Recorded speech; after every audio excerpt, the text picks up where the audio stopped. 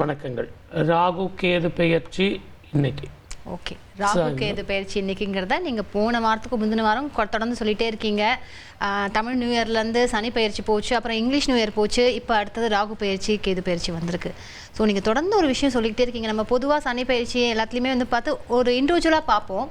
நீங்கள் ஆனால் தொடர்ந்து ஒரு 6 மாதமாகவே வந்து நிறைய கலவரங்கள் நடக்கும், மத இன கலவரங்கள் நடக்கும், நெருப்பாலையும் நீரினாலையும் பிரச்சனைகள் வரும், இந்த மாற்றங்கள் இந்த பயிற்சி ஆகும்போது பிரச்சனைகள் வரும், அந்த மாதிரி லைட்டாக சொல்லியிருந்தீங்க. இது ஏன் சார் இப்படி நடக்குது? இன்றைக்கி வர பயிற்சி ஆக போகுது.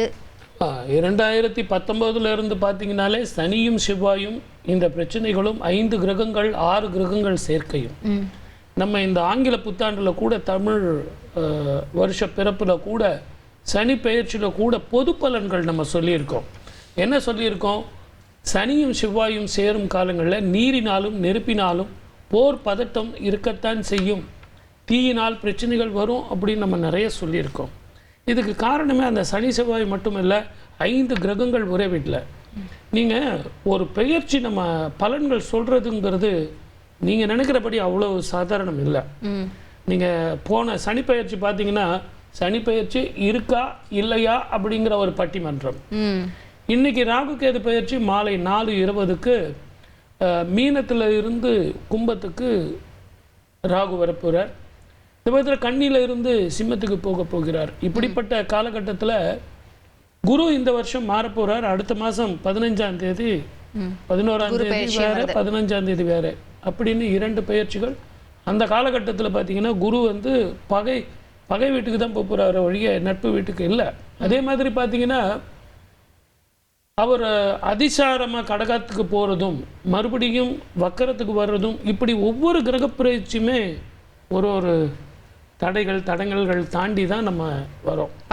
சீரான ஒரு பயிற்சி இல்லை. அதனால தான் நான் சொன்னேன், நீரினாலும் நெருப்பினாலும் இனக்கலவரங்களாலும் மதக்கலவரங்களாலும் போர் பதட்டமும் நிச்சயமாக இருக்கும்.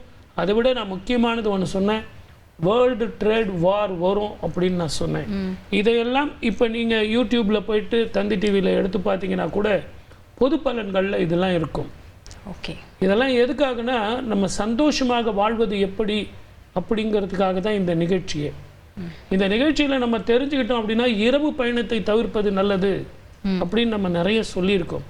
ஒரு சாதாரண மனிதர்களுடைய இரவு பயணம் வேண்டாம் அப்படின்னு சொல்கிறது, பயணத்தில் இந்த மாதிரி பிரச்சனைகள் வரும் அப்படின்னு தான் ஜோதிட ரீதியாக நமக்கு. ஓகே, பொதுவாக இப்போது இதை வந்து சொல்லியிருக்கீங்க. ஸோ நம்ம வந்து தனிப்பட்ட முறையில் ஒரு ராசிக்காரர்களுக்குமான ராகு கேது பயிற்சி எப்படி இருக்குங்கிறத பார்க்கலாம்.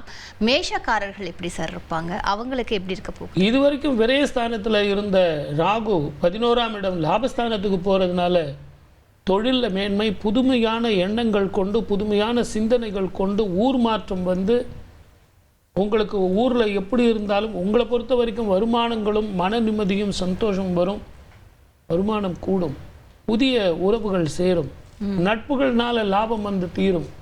மொத்தத்தில் மேஷராசிக்கு ராகு கேது பயிற்சி நல்லா இருக்குது. துர்க்கை வழிபாடு செஞ்சால் இன்னும் சுப பலன் கூடும். வாழ்க வளமுடன். All the best. செய்திகளை உடனுக்குடன் தெரிந்து கொள்ள உடனே சப்ஸ்கிரைப் பண்ணுங்க.